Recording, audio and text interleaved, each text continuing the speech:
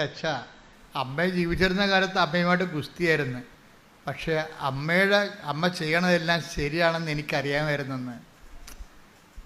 അതവർ കാരണം കണ്ണ് നിറഞ്ഞുകൊണ്ടാണ്. അപ്പം നിങ്ങൾ മരിച്ച് 10-12 കൊല്ലം കഴിഞ്ഞിട്ടായിരിക്കും എന്നെപ്പോലുള്ള ആൾക്കാരെ കാണുമ്പോൾ അവർ പറയണത് അമ്മ ചെയ്യണതെല്ലാം ശരിയാണെന്ന് എനിക്കറിയാമായിരുന്നു. അമ്മ അത്രയ്ക്ക് തങ്കപ്പെട്ട സ്ത്രീയായിരുന്നു. പക്ഷേ നിങ്ങൾ ജീവിച്ചിരിക്കുന്ന കാലത്ത് ഒരിക്കലും നിങ്ങളോട് അവരത് പറയത്തില്ല. നിങ്ങൾ ജീവിക്കുന്ന കാലത്ത് അവർക്ക് താല്പര്യങ്ങൾ വേറെ ആരും നിങ്ങളോട് ഗുസ്തി വെക്കുകയുള്ളൂ. അപ്പോൾ ഗുസ്തി വെക്കുമ്പോഴും എൻ്റെ മകൻ വഴി പിഴച്ച് പോയില്ല എന്ന് നിങ്ങൾ ചിന്തിക്കരുത്. അവൻ്റെ മനസ്സ് നിങ്ങളുണ്ട്. നന്മകൾ ഒരിക്കലും താനെ കെട്ടുപോകത്തില്ല. അതായത് അവരുടെ മനസ്സ് നിങ്ങളെ തോറ്റു, എൻ്റെ മകളെ വിശുദ്ധിയിലേക്ക് നയിക്കാൻ ഞാൻ തോറ്റുപോയി എന്ന് നിങ്ങൾ പറയരുത്. കാരണം അവളുടെ പ്രായത്തിൻ്റെത് കൊണ്ടും പിന്നെ കൂട്ടുകാരുടെ സമ്മർദ്ദം കൊണ്ടും പെട്ടെന്ന് ഇങ്ങനെ ഒരു തീരുമാനമൊക്കെ ഉണ്ടായതാൽ നിങ്ങളെ നിഷേധിച്ചല്ലത്, നിങ്ങളുടെ ആ മനസ്സിൽ. അപ്പോഴും നിങ്ങൾ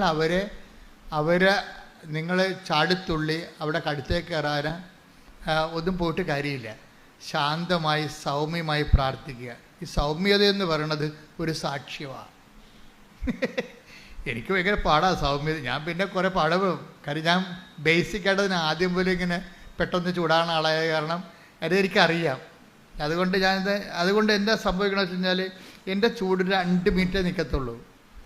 നിങ്ങളത് ഞാൻ ചൂടാകണ പാർട്ടിയാണ്, പക്ഷേ എൻ്റെ ചൂട് 2 മിനിറ്റ് അല്ല 3 മിനിറ്റ്. ഇപ്പോൾ ഇവിടെ എൻ്റെ സ്റ്റാഫ് കണ്ടല്ല 30 കൊല്ലം 20 കൊല്ലം ഒക്കെ ഉള്ള ആൾക്കാരുടെ കൂടെ നിൽക്കണില്ലേ. ഞാൻ മോശക്കാരനാണെങ്കിൽ അവർ നിൽക്കത്തില്ല. അപ്പം അവർക്ക് എൻ്റെ സ്വഭാവം പിടികിട്ടി.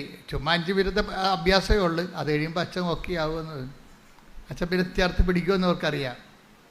അതെന്നെ വീട്ടിലും അങ്ങനെയല്ല നമ്മൾ ചെയ്യണത്. മക്കളോട് ചൂടാവും, പക്ഷേ എന്നാലും കുറച്ച് കഴിയുമ്പോൾ നമ്മൾ തന്നെ ചേർത്ത് പിടിക്കും. ഇപ്പം എന്താ വെച്ചാൽ സൗമ്യത ഒരു ഭയങ്കരമായ സുവിശേഷ